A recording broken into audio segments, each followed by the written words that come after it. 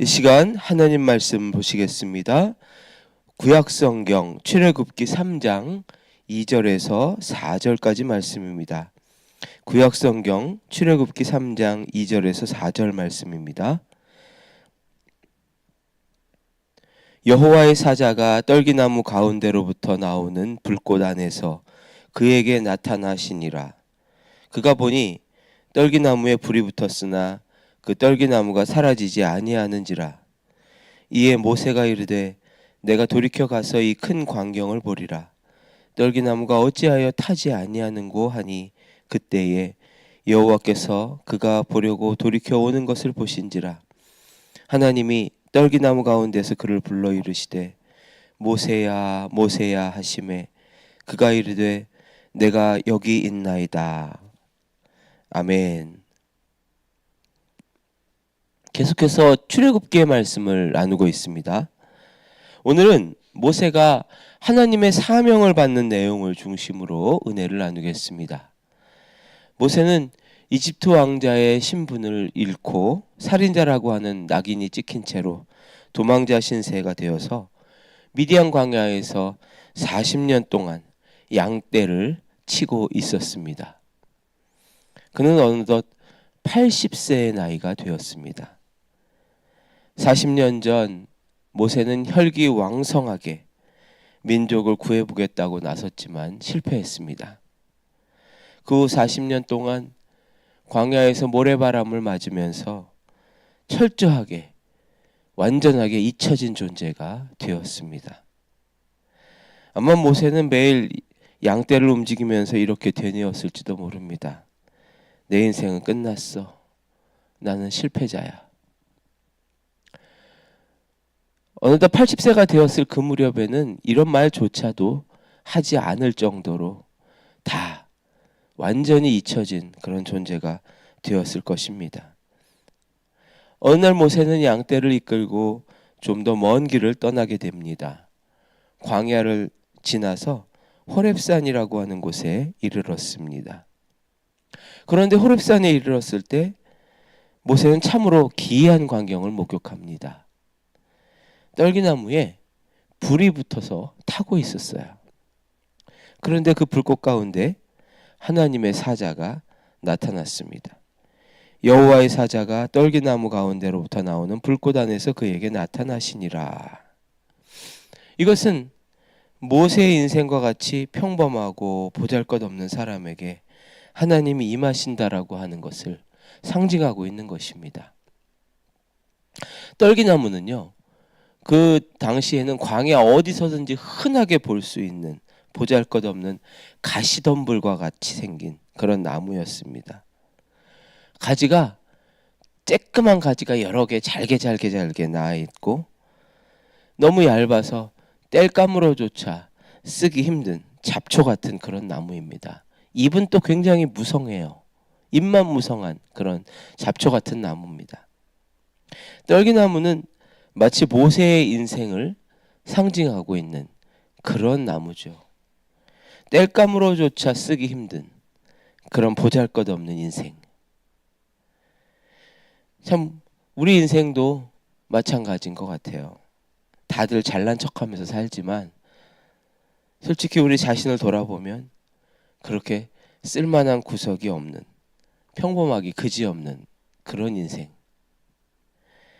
그런데 그 떨기나무 위에 하나님의 불이 임한 거예요. 그런데 그 하나님의 불이 가시덤불 위에서 그 떨기나무 위에서 타고 있었습니다. 더 놀라운 건 불이 붙었다고 했는데 시간이 지나도 떨기나무가 태워지거나 없어지지 않았다라는 것입니다. 여러분, 보통 불이 붙으면 나무는 재가 되어 사라져야 정상입니다. 그런데 떨기나무 위에 임한 불은 나무를 태워 없애는 파교의 불이 아니었어요. 나무 위에 머물면서 빛을 발하고 있었습니다.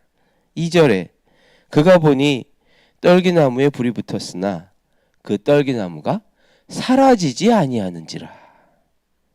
분명히 불이 붙었는데 이 떨기나무가 사라지지 않는 거예요.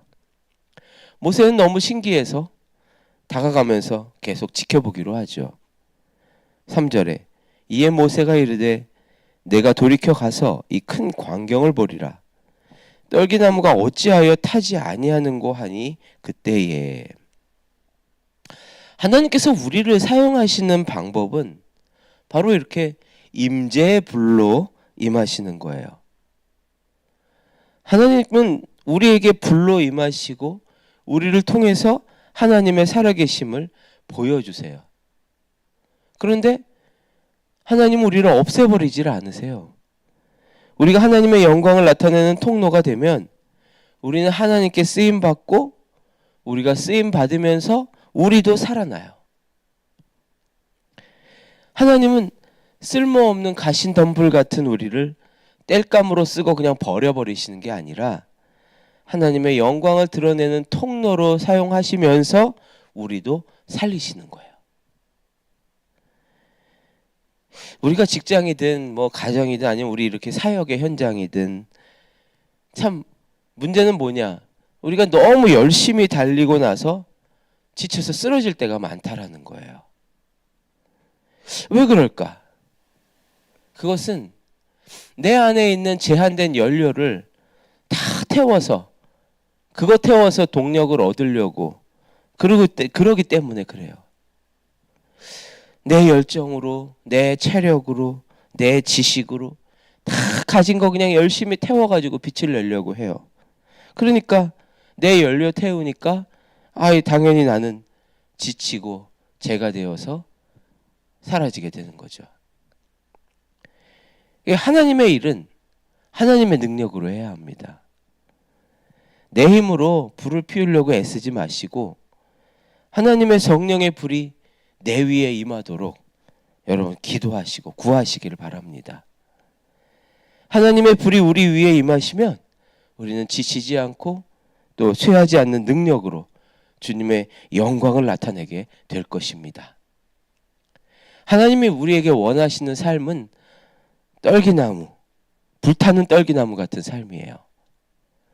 타오르는데 나는 없어지지 않는, 불타고 있는데 죄가 되지 않는 그런 삶인 거죠. 여러분 하나님의 불을 구하십시오. 하나님의 임재의 불을 구하십시오. 성령의 불을 구하십시오. 여러분이 정말 특출나지 않고 난 정말 평범한 사람이야 라고 생각하신다면 더 하나님의 불을 구하셔야 돼요. 하나님은 화려한 백향목 같은 그런 나무를 찾으시는 게 아니라 떨기나무 같은 평범한 나무를 찾아요. 나이가 혹시 너무 많아가지고 나는 이제 늦었나 생각하시는 분도 이제 하나님의 불을 구하십시오. 하나님의 불은 모세가 80세일 때 임했어요. 혹시 과거의 상처로 인해서 가시가 돋쳐 있는 분이 있습니까? 하나님의 불을 구하세요. 하나님은 가시덤불 위에 불로 임하셨어요. 그 가시조차도 하나님의 영광을 나타내는 도구로 사용하셨습니다. 하나님은 떨기나무 가운데에서 모세를 부르셨어요. 모세야, 모세야. 광야에서 40년 동안 살던 모세는 자기가 이제는 완전히 잊혀진 존재라고 생각했습니다. 그런데 하나님은 그러지 않으셨어요. 모세를 늘 기억하고 계셨어요. 그를 쓰기 위해 기다리셨어요. 그리고 하나님의 때가 되었을 때에 부르신 거예요. 하나님은 오늘도 여러분의 그 기도의 자리에서 여러분을 부르시기를 원하세요. 얘야, 내가 너를 쓰기 원한다. 하나님의 귀한 그 부르심의 음성이 오늘 여러분 기도 가운데 들려지기를 예수님의 이름으로 축복합니다.